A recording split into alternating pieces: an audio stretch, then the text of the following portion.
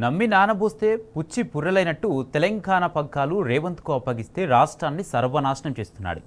గ్రామీణ రోడ్లను ప్రైవేటు పరం చేశారు. పల్లె ప్రజల నుంచి పన్నులు పిండుకోవడానికి రేవంత్ సర్కారు రంగం సిద్ధం చేస్తుంది. ఇక రాష్ట్రంలో ఒక ఊరి నుంచి మరో ఊరికి వెళ్లాలన్నా టోల్ ట్యాక్స్ కట్టాల్సిన పరిస్థితి రాబోతున్నది. ప్రభుత్వ నిర్ణయంతో ప్రజలపై పెనుభారం పడనుంది. కాంగ్రెస్ సర్కారు తలతిక్క నిర్ణయంపై ప్రజలు మండిపడుతున్నారు.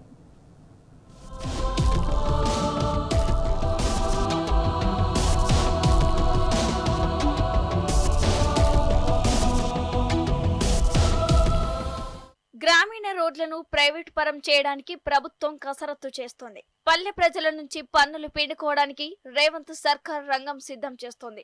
ఇక రాష్ట్రంలో ఒక ఊరి నుంచి మరో ఊరికి వెళ్లాలన్నా టోల్ ట్యాక్స్ కట్టాల్సిన పరిస్థితి రాబోతుంది.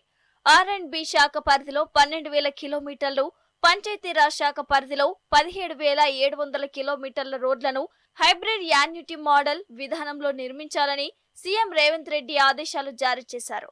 రాష్ట్రంలో దాదాపు 30,000 కిలోమీటర్ల రోడ్లను ప్రభుత్వ ప్రైవేటు భాగస్వామ్యంతో నిర్మించనున్నారు. తద్వారా రాష్ట్ర వ్యాప్తంగా వందల సంఖ్యలో టోల్ గేట్లు రానున్నాయి.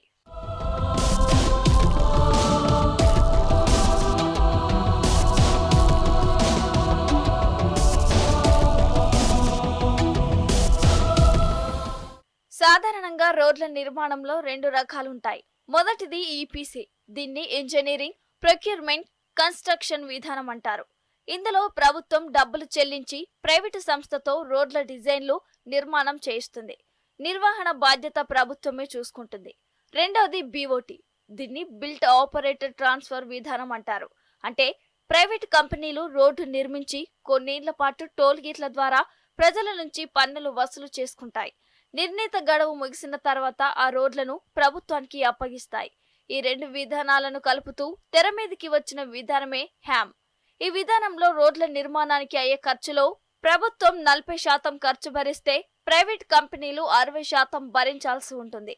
రోడ్ల నిర్మాణం పూర్తయిన తర్వాత ప్రైవేట్ కంపెనీలు టోల్ గేట్లు ఏర్పాటు చేసి ప్రజల నుంచి పన్నులు వసూలు చేస్తాయి.